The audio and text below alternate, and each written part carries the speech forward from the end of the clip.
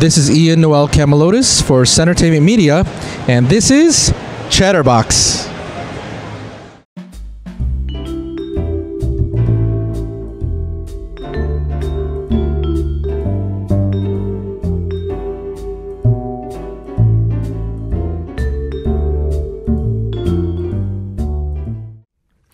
Hello again, this is Ian Camilotes for CEntertainment Media, and I'm here with Vice President Sarah Han. Yes. Here at Anime Magic. So how has everything been going so far this year? It's been going great.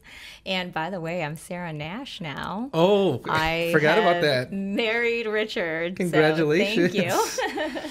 Well, you guys have been very busy this year because Yes. there's been a lot of growth. I know this is year 3 in 4 years now, and even last year there was a lot of growth. How big has it gotten compared to last year now? So we won't know final numbers, of course, until the weekend is over, but we were projecting, based on pre-sales, 10,000, and we had 5,000 last year. So double the growth, and we're hoping that's actually the case, but we'll find out after tomorrow. Okay.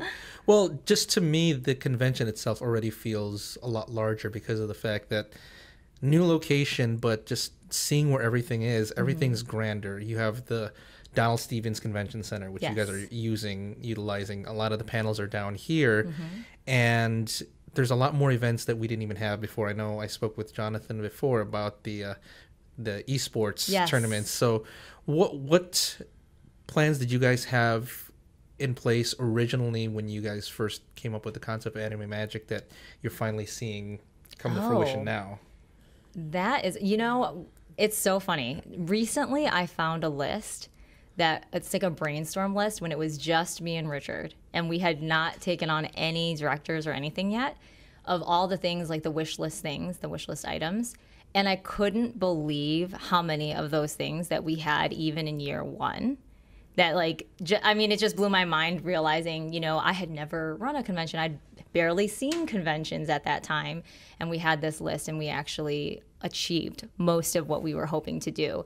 So in fact, the items, or not, the programming that ended up coming into fruition this year are things that we didn't even, it wasn't even like dream list items. It was things that evolved over time, things that we just came across as something that we thought would be unique and added value programming to the convention. I'm guessing some of these also came from suggestions that you guys, because you always ask them suggestions every year. Yes. The combat sport areas, particularly this year, people love the convention foam fighting, so we actually expanded into other types of combat type sport programming. And so that's the axe throwing, that's the laser tag situation. I don't know if you've had a chance to see all that. That's the dodgeball kind of thing, right? Or is it something different? No, that's the augmented reality that you're talking about. Which that was now that you mentioned that was a wish list item that we wanted to bring,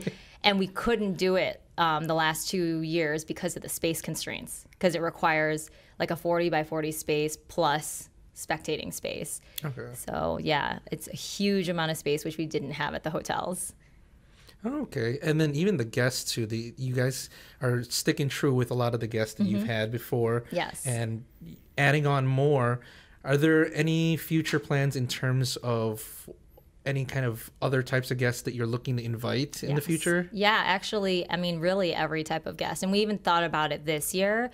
But we didn't want it to be just like a random hodgepodge. We want it to be something that's intentional, something that we think through and actually is relevant to our attendees.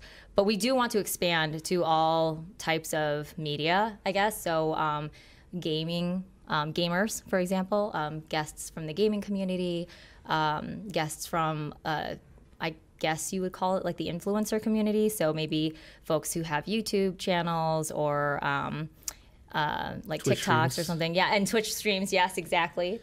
And I'm blanking now, but there are other industry guests that we haven't quite had, like illustrators or other, and particularly this is on our wish list which we haven't gotten to yet, is bringing guests from Japan. So actual Japanese artists, voiceover artists or artists and performers. Folks who were involved in the Japanese versions of anime. Yeah. Okay, so a lot more grand plans. Yes, still to come.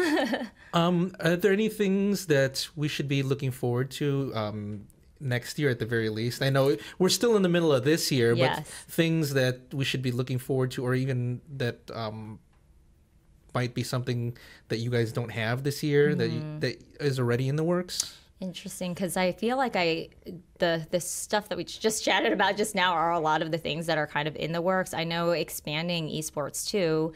I don't know if Jonathan has already mentioned that to you, but because this year we added that second game, and we want to expand into other types of games as well.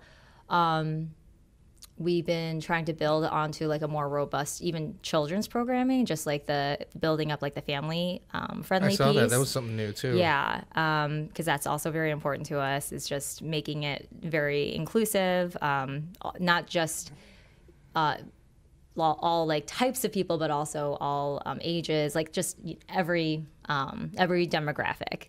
Okay. So. Another thing that was new, or at least unique, that I've seen here was you guys have brought in, for the vendors, food vendors, yes. which you don't normally see. And it's very difficult to bring in food vendors. How did that come about? Because you guys, not only do I feel it's difficult to just bring them in, but you were very particular in terms of who you brought in. Yes. Well, we're very fortunate that we have connections with these particular food vendors and others actually too. We would have brought in more this year, but as in pretty much every industry, they were having staffing issues.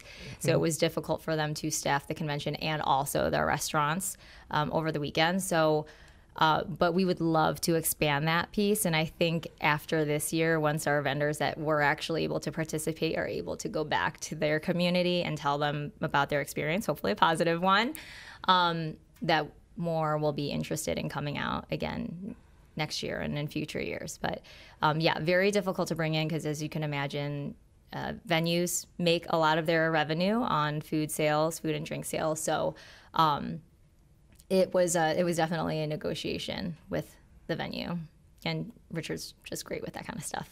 Okay. Well, thank you for taking the time to chat again. It seems like we do this every year. Yeah. So, but just seeing the growth, I'm looking forward to next year, and hopefully there's going to be a lot more surprises that we can't wait for. So always. We love to surprise. Thank you so much. Thank you.